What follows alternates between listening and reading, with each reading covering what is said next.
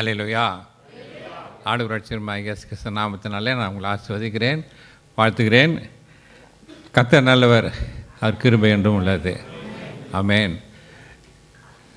கிட்டத்தட்ட 4 கடைசி 4 ஆண்டுகளுக்கு பிறகு மறுபடியுமாக உங்களை காணும்படியாக பெலன் சுகன் கொடுத்த ஆண்டவருக்கு நன்றியெல்லாம் இருக்கிறேன். உங்கள் சபையை பார்க்கும்போது சந்தோஷமாக இருக்கிறது. அந்த விட்டு செல்லும்போது ரொம்ப கொஞ்சம் இந்த கொரோனாலாம் வர்றதுக்கு முன்னால் இருந்தது சபை அதை விட பல மடங்கு தேவன் ஆசீர்வதிக்க நான் கற்றுட்டு நான் நன்றியுள்ள இருக்கிறேன். அல்லேலூயா. அதே நேரத்தில் சிறு பிள்ளைகள் பார்க்கும்போது ரொம்ப சந்தோஷம். பிள்ளைங்க நிறையா உங்கள் சபை பெருகி இருக்குது, ரைட், எல்லா ஆங்கிள்லேயும் பெருகி இருக்கிறதுக்கு நன்றியுள்ள இருக்கிறேன். உங்களுடைய ப்ரோக்ராம் ரொம்ப நல்லா இருந்தது. எல்லாம் நீங்கள் கொயர், அப்புறமா டீச்சர்ஸ் மற்ற எல்லாம் பாடினது நல்லா இருந்தது. Especially children, you song very well, you did very well, right, very good. அதுக்கான தேவன் சோத்திருக்கிறேன். எனக்கும் கொரோனா வந்தது, உங்களுக்கு எல்லா காரியம். கர்த்தர் கிருபையாக உங்களுடைய எல்லா ஜெபத்தையும் கேட்டு கர்த்தர் ஜீவனை கொடுத்து இதனால் கொண்டு வந்திருக்கிறார். அநேக பலவீனங்கள் உண்டு. வயதாகிச்சு. கர்த்தர் 79 வயது முடித்து 80க்குள்ளாக கடந்து வர கர்த்தர் கிருபை செய்தார்.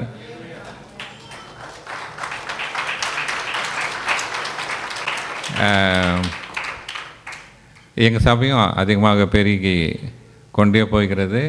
இப்போ மார்னிங்கில் ட்ரினிட்டி ஈவினிங்கில் ட்ரினிட்டி ஹால்லையும் மார்னிங்கில் ரேடிஷன் ப்ளூலையும் நாங்கள் ஆராதிக்கிறோம். செல்வராஜோட தொடர்பேன் அவருக்கு கூப்பிடுவாங்க. ஆனால் எங்கள் சபையும் அங்கே 10 மணிக்கு தொடங்குறதுனால உங்கள் சர்வீஸ் 7 மணிக்கு தொடங்கி அது முடிச்சுட்டு போகிற டைம் இருந்தாலும் வந்திருப்பேன். ஆனால் உங்கள்கிட்ட வந்துட்டு நான் திரும்பி போகும்போது எங்கள் ஆராதனையில் பங்கு பெற முடியாது, அதனால் வரலை. ஆனால் இன்றைக்கு ஒன்றும் ஒரு ப்ரோக்ராம் இல்லை வீக் டேஸில். அதனால் இந்த ஆனிவர்சரிக்காக அடித்தார்கள். ஒரு முடியாக கர்த்தர் கிருபை செய்தால் உங்களை பார்க்க முடியாத ஒரு பெரிய பாக்கியத்தை ஆண்டு கொடுத்தார். அநேக புதுமுகங்களை பார்க்கிறேன், அநேக பழைய முகங்களும் இருக்கிறது. கர்த்தர் சோத்திரம். உங்களை எல்லாரையும் அவர் காத்து கொண்டதுக்காக நான் சோத்தரிக்கிறேன். இந்த நாளில் உங்களுக்கு எல்லாருக்கும் ஆசீர்வாதமாக எல்லோரும் இந்த துபாய் அபுதாபி சர்ச்சில் அபுதாபியில் உங்களுடைய சபையை ஆண்டவர் ஆசீர்வதித்து வருகிறார். அதனால நம்முடைய ஆலயத்தை நீங்கள் ஒழுங்காக உற்சாகமாக வந்திருக்கிறீங்க.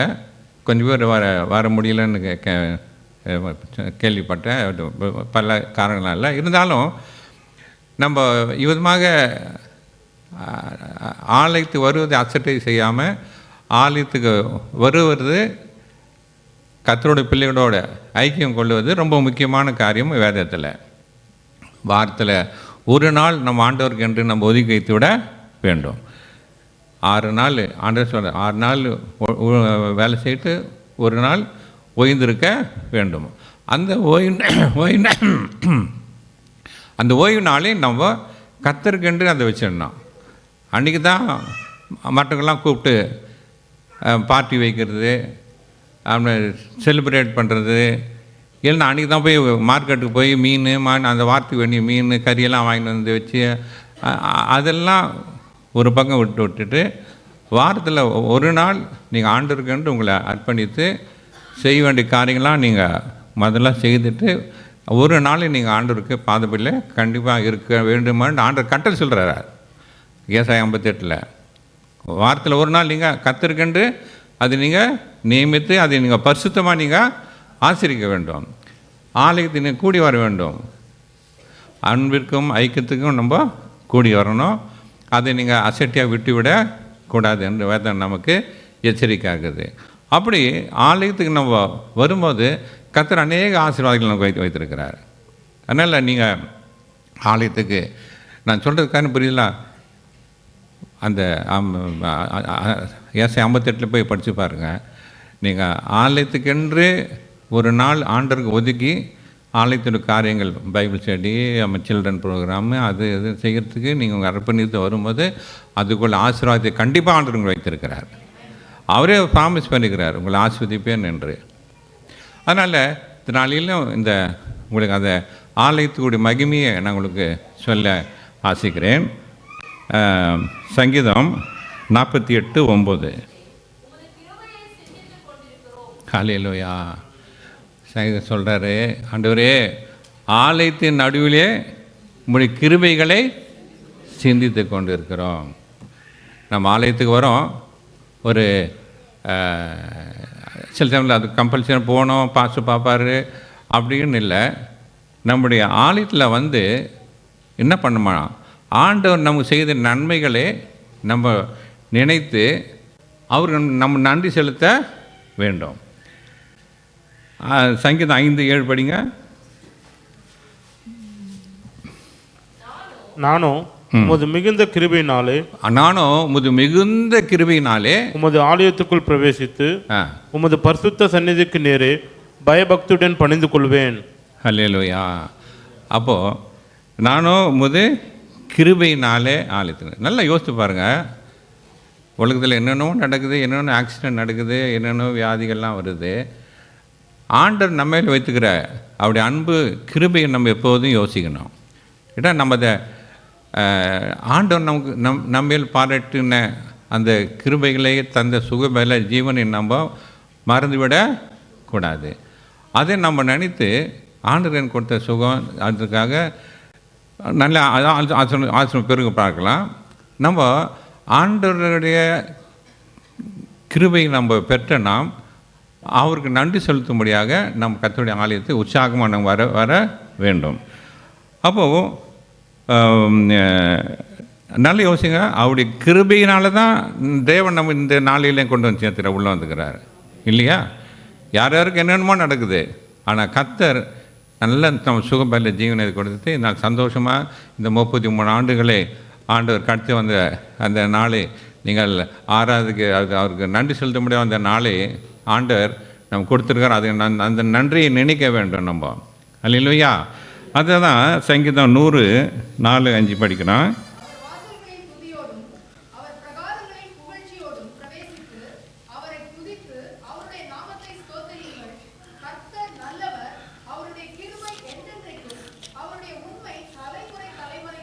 ஹல்லேலூயா. அப்போது ஆலயத்துக்குள்ளே நம்ம வரும்போது எப்படி வரணுமா? துதித்தலோடனே கர்த்தருடைய சந்நிதிக்கு நம்ம வர வேண்டும். ஆமாம். அதே நேரத்தில் ஏன் மகிழ்ச்சியோடே நம்ம கர்த்தருக்கு ஆராதனை செய்து ஆனந்த சத்தத்தோடே அவர் சந்நிதிக்கு பண்ண வர வேண்டும் என்று நம்ம. ஏன்னா நம்முடைய தேவன் நம்மை அவருடைய மேய்ச்சலின் ஆடுகளைப் போல நம்ம அவர் பாதுகாத்து நம்மை போஷித்து வழி நடத்தி நம்ம தேவைகளை சந்தித்து நம்மளுக்கு விரோதமாக இருக்க வந்த சத்துருக்கள் என்றெல்லாம் நமக்கு விடுதலை கொடுத்து நமக்காக யுத்தம் செய்து ஆண்டவர் நமக்கு சுகபல ஜீவனை தந்து அந்த கொண்டு வந்து இருக்கிறாரு. அதனால் நம்ம ஆலயத்துக்குள்ளே வரும்போது எப்படி வரணும்? தூதிலாம், ஆண்டவரே சோத்திரம் சோத்திரம், இந்த நாளைக்கான கிருபை செய்தரே, இந்த இந்த நாளிலே என் குடும்பத்திலே நீ செய்த நன்மை, தந்த சுகபல ஜீவனுக்காக, விசேஷமாக ஆண்டவர் கொடுத்த ரட்சிப்புக்காக. அல்லேலூயா. கிருபையாக ஆண்டவர் நம்ம தெரிந்து கொண்டார், கிருபையாக நம்ம ரட்சித்தார்.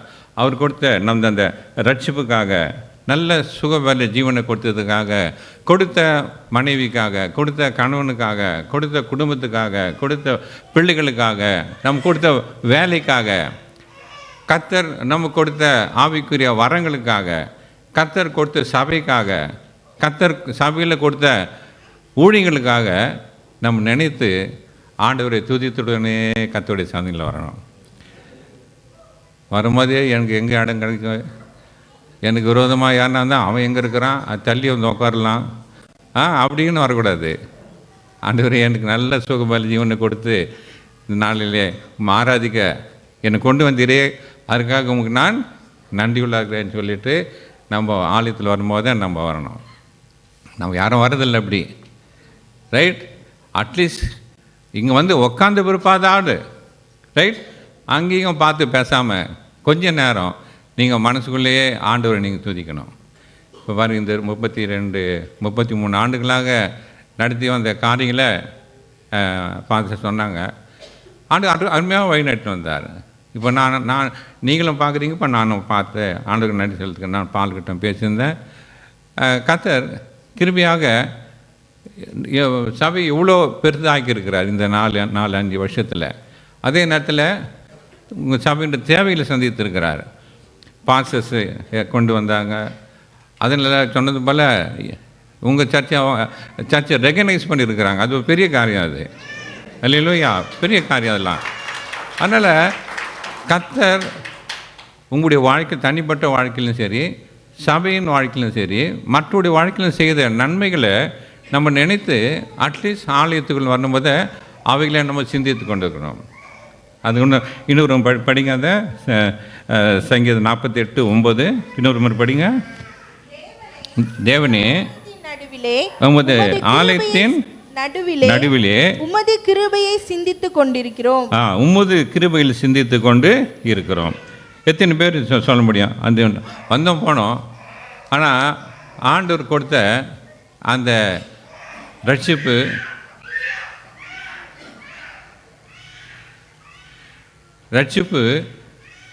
கொடுத்த சுகபல ஜீவன், ரைட், கொடுத்த குடும்பம், கொடுத்த வேலை, அதுக்காக ஆண்டவர் நம்ம துதிக்கணும். இப்போ எனக்கெல்லாம் பாருங்கள், கடந்து வந்த நிறைய பேருக்கு தெரியும் என்னை பற்றி, ரைட். பருகிற போட்டு சரீர பிறகுமாக கொடுத்த குடும்பம் இல்லை. 92 ஹார்ட் அட்டாக் வந்தது.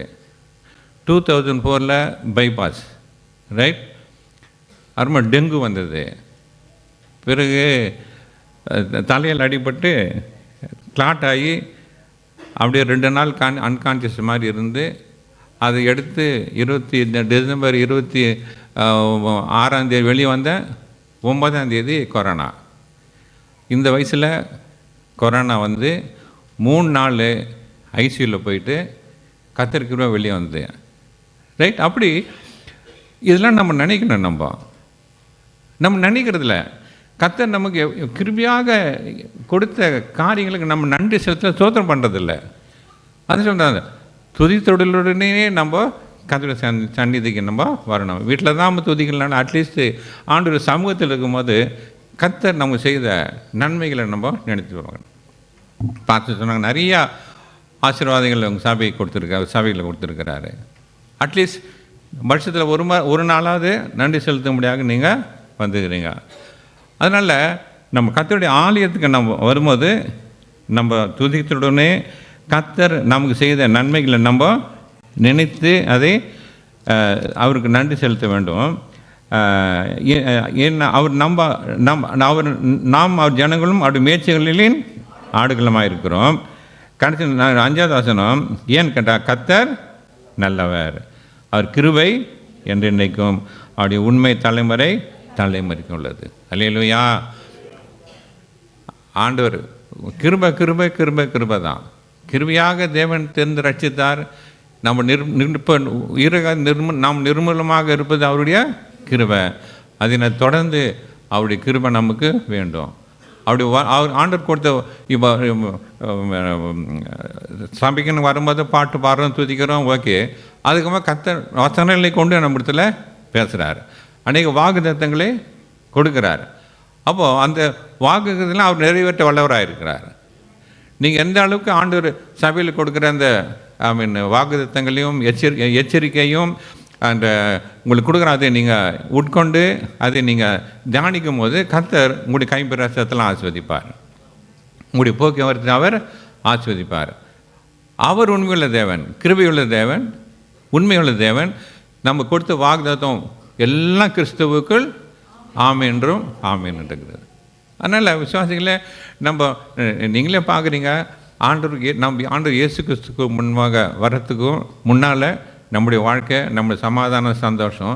இப்போ ஆண்டவர் ஏற்றுக்கொண்ட பிற்பாடு கர்த்தருக்கு ஊழியம் செய்யும்போது நம்ம குடும்பத்தையும் நம்ம கைப்பிராசை இப்படி ஆசீர்வதிக்காரு என்பதை நம்ம எல்லாருக்கும் தெரியும்.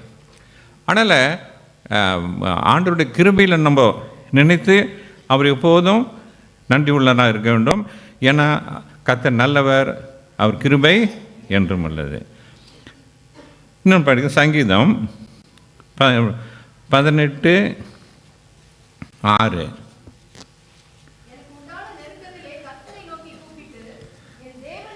அபயமிட்டேன், தமது ஆலயத்திலிருந்து என் சத்தத்தை கேட்டார், என் கூப்பிடுதல் அவர் சந்நிதியில் போய் அவர் செவிகளில் ஏறிற்று. அல்லேலூயா. பாருங்க எவ்வளோ உண்மையான ஒரு ஒரு ஒரு ஒரு வசனம் இது. இது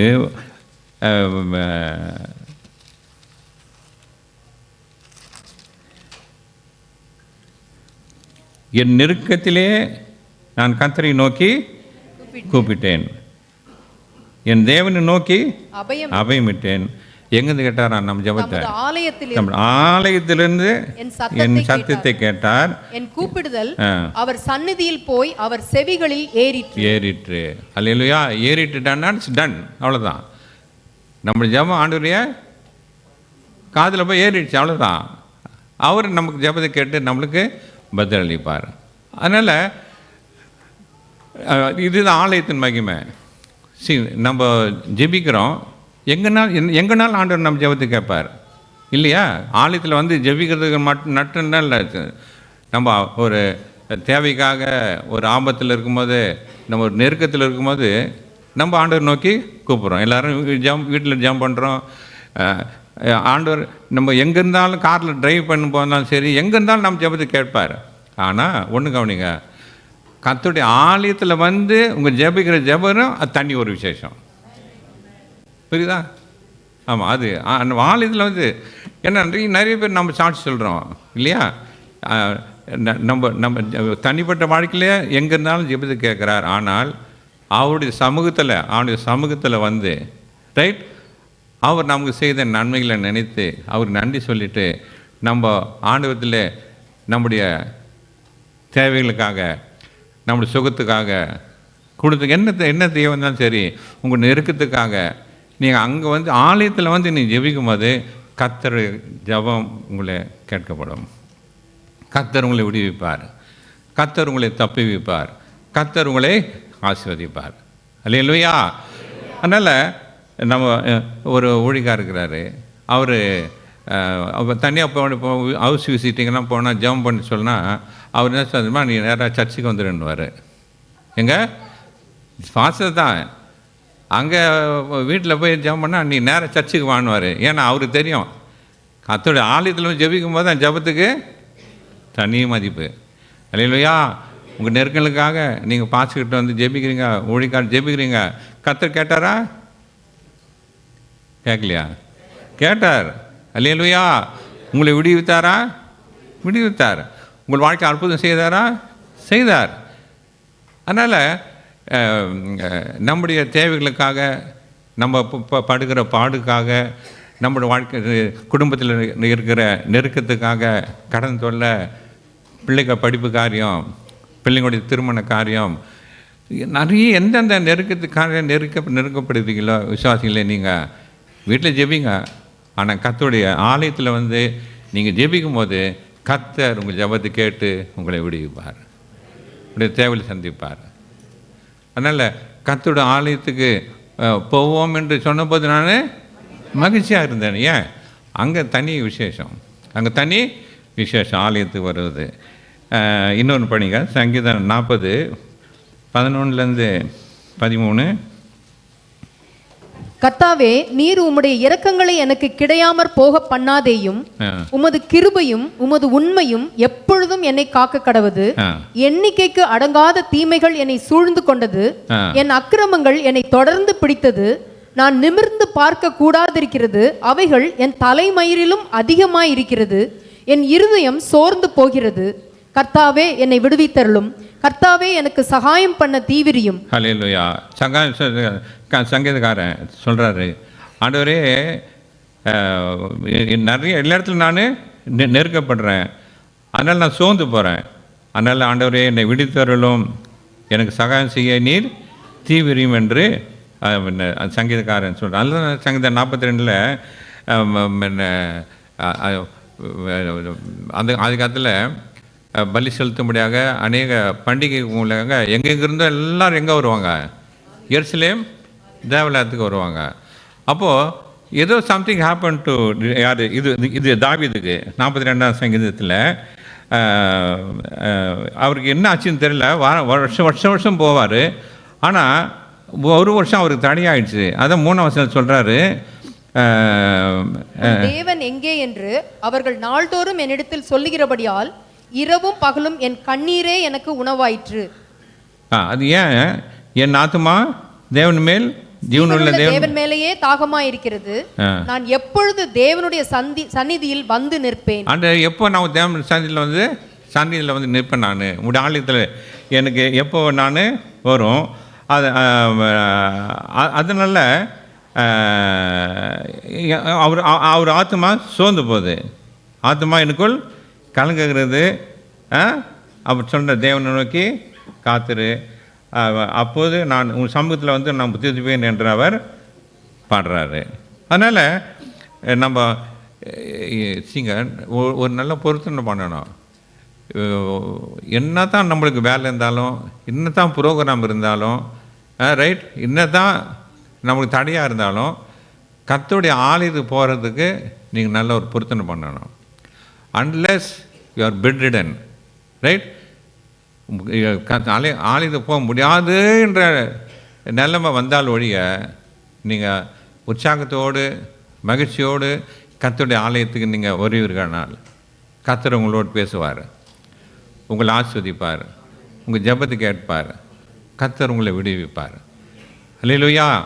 அதனால் இந்த நாளில் உங்களுக்கு ஒரு பெரிதான ஒரு வாக்குதத்தம் இல்லை, வாக்குதத்தை பெற்றுக்கொள்வதற்கு ஒரு கட்டளையை நான் உங்களுக்கு சொல்லி போகிறேன்.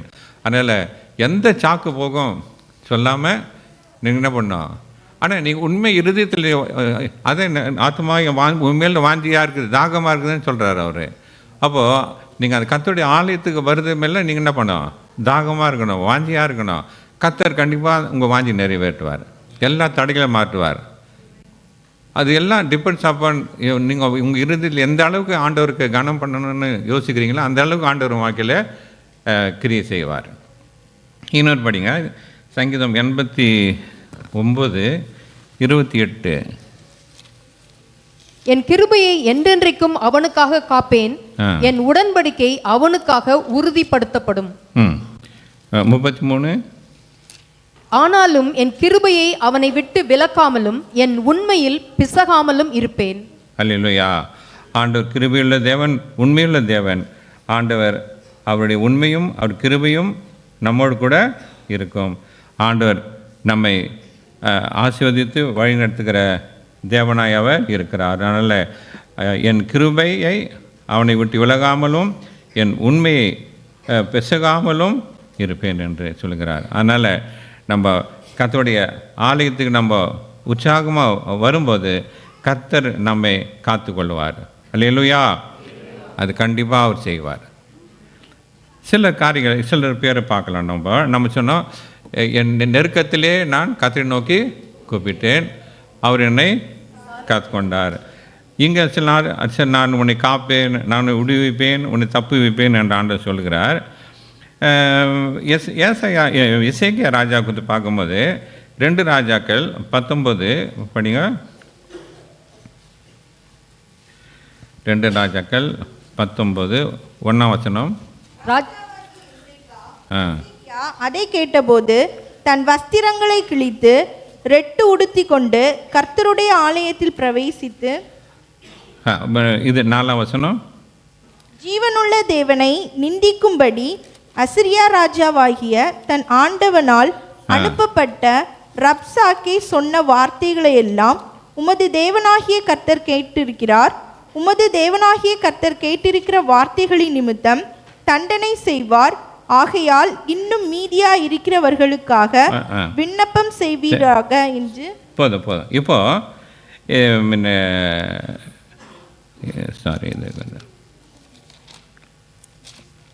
எசேக்கியா ராஜா பற்றி நம்மளுக்கு தெரியும். யூதா ராஜா, அவர் கர்த்தர் முன்பாக உத்தமமும் உண்மையான ராஜாவாய் அவர் இருந்தார். ஆனால் திடீர்னு அவருக்கு விரோதமாக சனகரிப்பு, எல்லாம் தெரியும், சனகரிப்பு ராஜா, அசீரியா ராஜா வந்துட்டு ரொம்ப இவனை கேலி பண்ணுறான். மற்ற அந்த மக்களுடைய மனசெல்லாம் சோர்வடிக்குமே சொல்கிறான். இந்த எசேக்கியா ராஜா நீங்கள் நம்பாதீங்க, அவங்கள கை விட்டுடுவான், அவங்கள ரட்சிக்க முடியாது, நீங்கள் அவன் பின்னால் போகாதீங்க அப்படின்னு இந்த அசீரிய ராஜா என்ன பண்ணுறான், மெசேஜ் அனுப்புகிறான். அப்போது அதை 1ஆம் வசனத்தில் பார்க்குறோம். ராஜா எசேக்கியா அதை கேட்டபோது வசனம் கீர்த்தி கொண்டு எங்கே வர்றாரு, நேராக கர்த்தருடைய ஆலயத்துக்கு வர்றாரு. ராஜா என்ன பண்ணணும், அவனை விரோதமாக பேசும்போது இவர் தன்னுடைய படையை திரட்டி எப்படி அவனை முறியடிக்கலான்னு தான் இவர் பிளான் பண்ணணும். ஆனால் இந்த செய்தி கேட்டுட்டு எசேக்கியா என்ன பண்ணார், நேராக ஆலயத்துக்கு வர்றாரு. வந்துட்டு 4ஆம் வசனத்தில் அதான் படிக்கிறோம். அவர் அங்கே வந்து விண்ணப்பம் செய்கிறாரு. 14 சாரி, ஜனாதிபதிகளின் கையிலிருந்து நிருபத்தை வாங்கி வாசித்த பின்பு அவன் கர்த்தரின் ஆலயத்திற்கு போய் அதை கர்த்தருக்கு முன்பாக விரித்து கர்த்தரை நோக்கி, கேருபீன்களின் மத்தியில் வாசம் பண்ணுகிற இஸ்ரவேலின் தேவனாகிய கர்த்தாவே, நீர் ஒருவரே பூமியின் ராஜ்யங்களுக்கெல்லாம் தேவனானவர், நீர் வானத்தையும் பூமியையும் உண்டாக்கினீர். கர்த்தாவே, உமது செவியை சாய்த்து கேளும். கர்த்தாவே, நீர் உமது கண்களை திறந்து பாரும் பாருன்னு இந்த சனகரிப்பு சொல்றாரு. அப்போ இந்த செய்தி கேட்டுட்டு அந்த லெட்டர் அனுப்புறாரு யாரு, சனகரிப்பு. அப்போ அந்த லெட்டரை வாங்கிட்டு இவர் மிலிட்ரியை நோக்கி பார்க்க தன்னுடைய பலத்தை பார்க்காம என்ன பண்ணுற, நேராக கர்த்தருடைய ஆலயத்துக்கு போகிறாரு. போயிட்டு அந்த லெட்டர் அங்கே வாசிக்கிறாரு. எங்கே எசேக்கியா சாணவல் கையில் இருந்து நிறுவனத்தை வாங்கி வாசித்த பின்பு கர்த்தரின் ஆலயத்துக்கு போய் அதை கர்த்தருக்கு முன்னாக இருந்து ஜெபம் பண்ணுறாரு. ஆண்டவரே, நீ இதை பார்த்துக்கொள்ளும், ரைட், இதை நீ வல்லமை உள்ளவர், நீ இதை பார்த்துக்கொள்ளுன்னு ஜெபம் பண்ணும்போது என்னாச்சு, அது என்னாச்சு சொல்லுங்கள், என்னாச்சு? என்ன பண்ணார் ஆண்டவர்? ஒரே தூதனை அனுப்பி ஒரே நாளில் 185,000 பேர் சகந்திச்சிட்டார். ஒரு அல்ல சொல்ல மாட்டீங்களா? புரியுதா? அப்போ கர்த்தருடைய ஆலயத்தின் மகிமை. நீங்கள் கர்த்தருடைய ஆலயத்தில் வரும்போது உங்களுக்கு அநேக பாரங்கள், தேவைகள், நிந்தைகள், சத்துருவால் கொண்டு உண்டு. டோன்ட் வரி, நீங்கள் ஜெபிங்க. அதே நேரத்தில் ஆலயத்தில் வந்து நீங்கள் ஜெபிக்கிட்டானா கர்த்தர் உங்கள் ஜெபத்தை கேட்டு உங்களை விடுவிப்பார், உங்களை ஆசீர்வதிப்பார். இன்னொருத்தரை பார்க்கலாம். யோசபாத்து 2 நாளாகமும் 20:1 படிக்கும். முதல்ல இதற்கு பின்பு மோவா புத்திரரும் அம்மோன் புத்திரரும் அவர்களோடே அம்மோனியருக்கும் அப்புறத்தில் உள்ள மனுஷரோடு கூட யோசபாத்துக்கு விரோதமாக யுத்தம் பண்ண வந்தார்கள். இதே மாதிரி தான் யூதா ராஜா யோசபாத்து நல்ல உத்தமம் உண்மையாக இருந்த ஒரு ராஜா.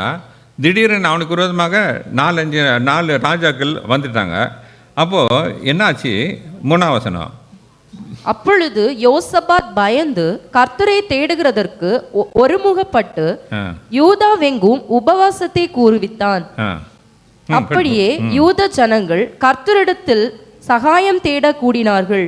யூதாவில் உள்ள எல்லா பட்டணங்களிலும் இருந்து அவர்கள் கர்த்தரை தேட வந்தார்கள். அப்பொழுது யோசபாத் கர்த்தருடைய ஆலயத்திலே எங்க கர்த்தருடைய ஆலயத்தில் புது பிரகாரத்து முகப்பிலே யூத ஜனங்களும் எருசலேமியரும் கூட சபையிலே நின்று அது அப்படின்றாரு. நேரம் ஆயிடுச்சு. கர்த்தாவே, பரலோக தேவரே, எங்களை நீர் எங்களுக்கு இது உனக்கு நிற்கிறது எனக்கு பலன் இல்லை, நீர் எங்களை தொலை நின்று நெல்லும் என்று ஜெபிக்கிறாரு. புரியுதா? ராஜா என்ன பண்ணணும்? தன்னுடைய ஆர்மியை பார்க்கணும், மந்திரிகளை பார்த்து கூட்டி ஆலோசனை எடுங்க. அது நேரம் என்ன பண்ணுறாரு? ஆலயத்துக்கு போகிறாரு. ஆலயத்துக்கு போய் அங்கே சொல்லிவிட்டு கர்த்தர் ஆண்டவர் அங்கே வாக்கு கொடுக்குறாரு, இந்த யுத்தம் உனக்கு உடையதில்லை, இந்த யுத்தம் என்னுடையது அப்படின்னு ஆண்டவர் அந்த யுத்தத்தை ஆண்டவர் கையில் எடுக்கிறாரு. அவர் ஆனால் இவர் செய்தது என்ன தெரியுமா? படிங்க 21. பின்பு அவன் ஜனத்தோட ஆலோசனை பண்ணி பரிசுத்தமுள்ள மகத்துவத்தை துதிக்கவும் ஆயுதம் அணிந்தவர்களுக்கு முன்னாக நடந்து போய் கர்த்தரை துதியுங்கள், அவர் கிருபை என்றும் உள்ளதென்று கர்த்தரை பாடவும் பாடகரை நிறுத்தினான். இவன் ஆர்மியை நிறுத்தத்துக்கு முன்னால என்ன பண்ணுறான்? கொயரை கொண்டு போய் நிறுத்துறான். அப்போ என்ன நடக்குது பாருங்க, அடுத்த வசனம். அவர்கள் பாடி துதி செய்ய தொடங்கின போது பாடி துதி செய்ய தொடங்கின போது யூதாவுக்கு விரோதமாய் வந்து பதிவிருந்த அம்மோன் புத்திரரையும் மோவாபியரையும் சேயீர் மலை தேசத்தாரையும் ஒருவருக்கு விரோதமாய் ஒருவரே கர்த்தர் எழும்ப பண்ணினதினால் அவர்கள் வெட்டுண்டு விழுந்தார்கள். ரைட். ராஜா தன் சுய பலத்தை நம்பல, ஆர்மியை நம்பல, தன்னுடைய ஞானத்தை நம்பல. சத்துரு வந்தவன் நேரம் ஆலயத்துக்கு போனேன். அங்கே போய் ஆண்டவர் சொல்லி இது இவனை எதிர்த்து எனக்கு பலன் இல்லை, நீர் செய்யும் இது இது சொல்லுமா. ஆண்டு சொல்கிறாரு, டோன்ட் வரி, உனக்காக நான் யுத்தம் செய்வேன் அப்படின்னு சொல்லிட்டு இவர். ஆனால் இவர் கர்த்தரை இவர் துதிக்க ஆரம்பித்தார், கர்த்தருக்கு கிரியை ஆரம்பிச்சிட்டார். அதுக்கப்புறமா அவனுக்கு யுத்தமில்லாத ஒரு இழப்பாறுதல் ஆண்டவர் கட்டளையிட்டார். கடைசியாக ஒன்று பார்க்கலாம். 1 சாமுவேல் 1:15. இருமா முதல்ல 1 சாமுவேல் எடுத்துக்கொள்ளுங்க. நமக்கு அதில் எல்லாம் தெரியும். யார் பற்றி இருக்குது? அண்ணாளை பற்றி. எல்கானா முதல்ல அண்ணாளை கட்டுறாரு, குழந்தைய அவர் பிறகுல. அவர் இன்னொருத்தையும் கட்டுறாரு, அவளுக்கு வருஷம் வருஷம் போட்டுனுக்கிறா. போட்டுமானா என்னாச்சு இவருக்கு? அவளுக்கு சக்கலத்தி அவளை நிந்தனை பண்ணுறா, ஒருமை கேள்வி பண்ணுறா. எஸ்பெஷலி ஆலயத்துக்கெல்லாம் வருஷத்துக்கு ஒரு, நான் சொன்னேன்ல, வருஷத்துக்கு ஒரு முறை ஆலயத்துக்கு போகும்போது அங்கே கிண்டல் பண்ணுறா. அவருடைய வாழ்க்கையை பாருங்கள். முன்ன 6வது வசனம். கர்த்தர் அவள் கற்பத்தை அடைத்தபடியினால் அவளுடைய சக்களத்தை அவள் துக்கப்படும்படியாக அவளை மிகவும் விசனப்படுத்துவாள். 7. அவள் கர்த்தருடைய ஆலயத்திற்கு போகும் சமயத்தில் அவன் வருஷம் தோறும் அந்த பிரகாரமாய் செய்வான். இவள் அவனை மனமடி வாக்குவாள். அப்பொழுது அவள் சாப்பிடாமல் அழுது கொண்டிருப்பா. அப்புறமா ஆலயத்துக்கு போகிறாங்க. ஆனால் ஒரு நாள் என்னாச்சு? 9வது வசனம். சீலோவிலே அவர்கள் புசித்து குடித்த பின்பு அன்னாள் எழுந்திருந்தாள். ஆசாரியனாகிய ஏலி கர்த்தருடைய ஆலயத்தின் வாசல் நிலையண்டையிலே ஒரு ஆசனத்தின் மேல் உட்கார்ந்திருந்தான். அவள் போய் மனம் கசந்து மிகவும் அழுது கர்த்தரை நோக்கி விண்ணப்பம் பண்ணினாள். இல்லையா? ரொம்ப நாள் மனசோர்வா அழுதுன்னு துக்கி கண்டா.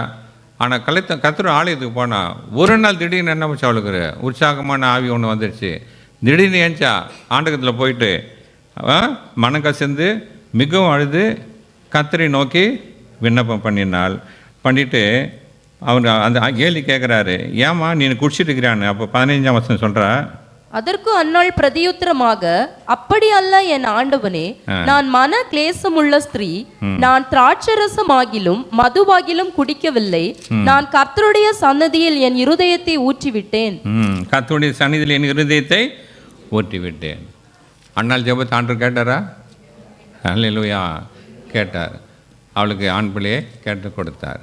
இதனால் இது கர்த்தருடைய ஆலயத்தின் மகிமை. இன்றைக்கி எல்லோரும் நான் உற்சாகப்படுத்துகிறேன். நீங்கள் நம்ம வாரத்தில் ஒரு நாள் நீங்கள் ஆண்டவருக்கு நீங்கள் ஒதுக்கி வைத்திடணும். ஒதுக்கி வச்சுட்டு கர்த்தர் ஆளுக்கு உற்சாகமாக வாங்க, மகிழ்ச்சியாக வாங்க. துதித்துடனே உள்ளே நம்ம யாரும் பிரவேசிக்கிறதில்லை, நானும் என்க்ளூட் மை செல்ஃபு. ஆனால் அட்லீஸ்ட்டு வந்து உட்காந்து பிற்பாதாவது என்ன பண்ணுவோம்? கர்த்தர் உங்களுடைய வாழ்க்கையை கொடுத்த சுகம், வேலை, ஜீவன், ரட்சிப்பு, சமாதானம், சந்தோஷம், குடும்பம், வேலை, அதுக்காக ஆண்டவர் நீங்கள் கிருபியாக வைண்ட ஆண்டவர் நீங்கள் சோதனை பண்ணிவிட்டு உங்களுக்கு உள்ள என்ன பாரம், தேவைகள், வேதனைகள், சத்துருவால் கொண்டு வரும் காரியங்கள் என்ன இருந்தாலும் சரி, கர்த்தருடைய சமூகத்தில் அது நீங்கள் ஊற்றி விடுங்க. கர்த்தர் கண்டிப்பாக உங்கள் ஜெபத்தை கேட்பார், உங்களை ஆசீர்வதிப்பார், உங்களுடைய தேவைகளை சந்திப்பார், குடும்பத்தை ஆஸ்வதிப்பார், உங்களுடைய குறைவெல்லாம் நிறைவாக்குவார். அல்லேலூயா. இந்த நாளில் நம்ம ஜெபிக்க போகிறோம். இந்த நாளில் இந்த வருஷத்தில் இந்த 33 வருஷம் நாளை குறித்து வச்சுக்கொள்ளுங்க. இந்த நாளில் உங்களுடைய தேவைகளுக்காக, உங்களுடைய கண்ணீர் பாதைகளுக்காக, உங்களுடைய ஆசீர்வாதத்துக்காக நீங்கள் நல்ல நாள் இயங்கிருக்கிற ப்ரொமோஷனோ, இன்னும் கல்யாணம் ஆகலை, குழந்தை இல்லை, இன்னும் இப்போ வேலை இல்லை, கடன் தொல்லை, என்ன ப்ராப்ளம் இருந்தாலும் சரி, இன்றைக்கு நீங்கள் கர்த்தருடைய சமூகத்தில் உங்களுடைய இருதயத்தை ஊட்டி விடுங்க. அல்லேலூயா. இருதயத்தை ஊட்டி விடுங்க. ஆண்டவர் இயேசு கிறிஸ்துவுடைய பாதத்தில் ஊட்டி விடுங்க. விசுவாசமாக இருங்க. கர்த்தர் கிருபையுள்ள தேவன், வாக்குத்தத்தத்தில் உண்மையுள்ள தேவன். கர்த்தர் உங்களுடைய காரியம், உங்கள் ஜெபத்தை கேட்டு உங்களுக்கு பதில் அளிப்பார். உங்களுடைய வேண்டுதலை ஆண்டவருக்கு நிறைவேற்றுவார். நான் அந்த சபையை நான் கொடுத்தபோது அது தொடர்ந்து 1 நாள் 2 நாள் 1 வாரம் இல்லை, சில வருஷங்களாக சாட்சி வரும். பசர் இன்றைக்கி அன்றைக்கி செய்த அண்ணாலையும் ஜெபத்தை இருதயத்தை நான் ஊட்டி விட்டேன். கர்த்தர் என் ஜெபத்தை கேட்டு எனக்கு பதில் அளித்தார். ஆனால் இந்த நாளிலே நீங்கள் எல்லோரும் உங்கள் குறைகள் நீக்கி நீங்கள் சமாதானமாக சந்தோஷப்பட போகணும். அதனால் கண்கள் மூடி ஜெபிக்கலாம். கர்த்தருடைய ஆலயத்தில் நம்ம ஜெபிக்கிற ஜெபத்தை ஆண்டவர் கேட்கிற தேவனாக இருக்கிறார். நம்ம எளியவர்கள் ஜெபத்தை கேட்குற ஆண்டவர். நம்ம இருதயம் உடைந்து நம்ம துக்கத்தில் கண்ணீர் வாழை பார்த்து செல்லும்போது ஆண்டவர் பாதத்திலே நம்முடைய காரியம் ஊற்றி விடும்போது, நம்ம இருதயத்தை அவர் பாதையில் ஊற்றி விடும்போது, கர்த்தர் உண்மையாகவே நம்ம ஜெபத்தை கேட்டு, நம்முடைய கர்த்தருடைய ஆலயத்தில் உங்கள் ஜெபத்தை கேட்டு கர்த்தர் கிரியை செய்து உங்களுடைய வாழ்க்கையில் அதிசயமான காரியத்தை செய்வார், வல்லமையான காரியத்தை செய்வார், உங்களை சுகப்படுத்துவார், உங்களுடைய குறைவு நிறைவாக்குவார், கடன் தொல்லை மாறும், குடும்பத்தில் சமாதானம் கிடைக்கும், உங்களுடைய பிள்ளைகளை ஆசீர்வதிப்பார், பிள்ளைகளுடைய ஃப்யூச்சர் பொறுப்படுத்திக் கொள்வார், பிள்ளைகளுடைய படிப்பை கர்த்தர் பொறுப்படுத்திக் கொள்வார், வேலை சேதத்தில் உங்களுடைய பிஸ்னஸை கர்த்தர் ஆசீர்வதிப்பார். அது மட்டுமல்ல, கர்த்தருடைய நாமத்துக்காக நீங்கள் இந்த சபையில் செய்கிற உங்களுடைய ஊழியர்களை கர்த்தர் ஆசீர்வதிப்பார், உங்களுக்கு ஆத்துமாக்களை தருவார். அதனால் இருதயத்தை கர்த்தர் சமூகத்திலே ஆண்டவர் பாதையில் ஊற்றி விடுங்க. கர்த்தர் உண்மையாக ஜெபத்தை கேட்டு உங்களை ஆசீர்வதித்து, உங்களை தப்புவித்து விடுவித்து, உங்களை நம்முடைய நாமத்தை உங்கள் மூலம் மகிமைப்படுத்துவார். வேண்டிக் கொள்ளுங்கள். சற்று நேரம் உங்களுடைய இருதயத்தை ஆண்டத்தில் ஊற்றி விடுங்க. உங்களுக்கு என்ன தேவை? உங்களை இருத்தின் வாஞ்ச என்ன? ஆண்டத்தில் ஊற்றி விடுங்க. கர்த்தர் இந்த நாள் உங்கள் ஜெபத்தை கேட்பார், பதிலளிப்பார், விடுதலை கொடுப்பார்.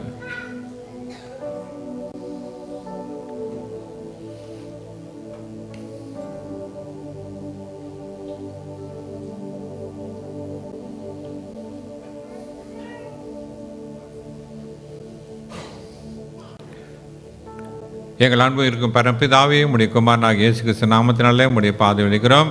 ஆண்டவரே, நீர் எங்கள் மேல் வைத்த உடைய அன்பு, இரக்கம், தயவு, கிருபை பெரிது. நீர் கிருபையும் சத்தியமும் உண்மையுள்ள தேவனாக இருப்பதுக்காக சோத்திரம். ஆண்டவரே, எங்களுடைய ஜெபங்களை நீர் கேட்குற தேவனாக இருப்ப சோத்திரம். எங்களுடைய நெருக்கத்திலே நாங்கள் நோக்கி கூப்பிடும்போது எங்கள் ஜெபத்தை கேட்கிற தேவனாக இருப்பதுக்காக சோத்திரம். உங்களுடைய சமூகத்திலே, உங்களுடைய ஆலயத்திலே நாங்கள் வந்து கேட்கிற காரியங்களுக்கு நீ பதிலளிக்கிற தேவனாக இருக்க சோத்திரம். இப்போ தான் ஆண்டவரே, இயேசு நாமத்தினாலே உங்களுடைய பிள்ளைகளை ஆசீர்வதிக்கிறேன். ஆண்டவரே, அண்ணால் தன் இருதயத்தை உங்களுடைய சமூகத்தை ஊற்றி விட்டது போல எசேக்கியா ராஜா அவனுக்கு விரோதம் வந்தபோது ஆலயத்தில் வந்து உண்மை தேடின போது, யோசேப்பு ஆலயத்தில் வந்து தேடும் போது அவர்களெலாம் விடுதலை செய்து அவளுக்காக யுத்தம் செய்து அவர்கள் யுத்தமில்லாத இலைப்பாரில் கட்டளிட்டு அண்ணால் என் குறைவு நிறைவாக்கினரே ஆண்டவரே.